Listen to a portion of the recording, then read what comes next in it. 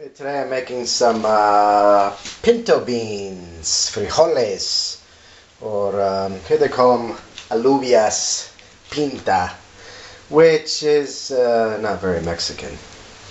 Here we have a couple of lovely codillos, or ham hocks. See here, they're in America. Usually you get a ham hock. It's smoked and has a skin on it. I imagine that's because a lot of people don't eat it and the smoking preserves it so they don't have to sell it as quickly. Where here, it's a pretty popular item. They're great for soups. Wonderful for soups. I'm just going to brown these a little bit in a pretty generous portion of olive oil. As we know from the latest study in Mediterranean diets, olive oil. Lots of olive oil should be in your diet. I've got some root vegetables. I don't even know what the hell these are in English, I'll be honest with you. Carrot, leek. I'm going to put an onion, some garlic. That'll all go in the pot. Okay, I'm usually better prepared than this, even when I'm not making a video. Today is just kind of a spur of the moment, let's call it. So I put the vegetables in here. I've got a couple of onions, 4 carrots, some turnips, some parsnip, onion, garlic. I'm going to put some bay leaves, salt, pepper for seasoning, and a couple liters of water, about 4 liters of water perhaps. And then I'm going to, as you can see, this is my pressure cooker. And this is just to make the stock for the beans. I'm going to put in some bay leaves. These I get from a friend of mine who's got a little laurel tree out in the country. It's not like bay leaves are expensive. Bay leaves aren't expensive to buy, but they're leaves, man. Why should I pay for leaves? This doesn't make a lot of sense to me. So I got free bay leaves. Okay, so the trick with a pressure cooker is you don't want to fill it any more than 3/4 of the way up. I'm going to let this boil so I can skim the scum off the surface. Scum is such an ugly word for that. Before I put the lid on, before I put the pressure cooker lid on, because I don't want that scum to clog up the valves and God knows what would happen. I have a little miniature Hiroshima right here in my kitchen.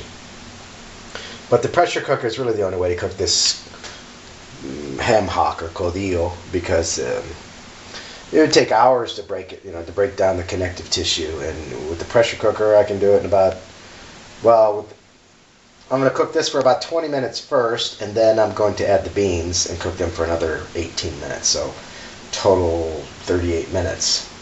If you did this separately, you'd be talking about hours and hours, probably 3 hours in the kitchen cooking this.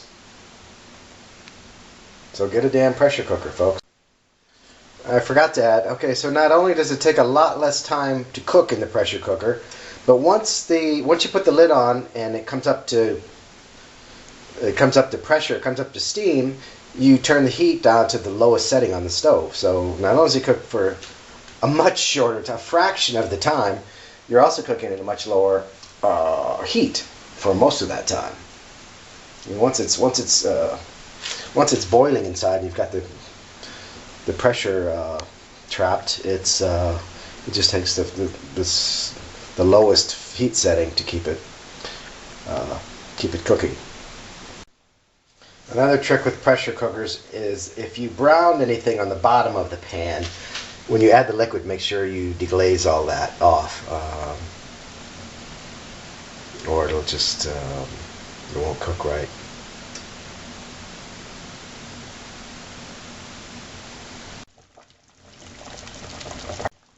Okay, you see it's boiling.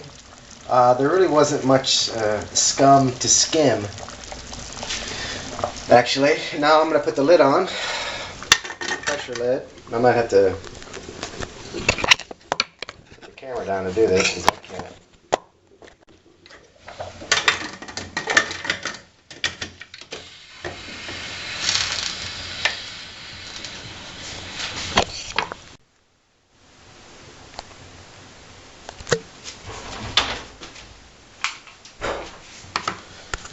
Another essential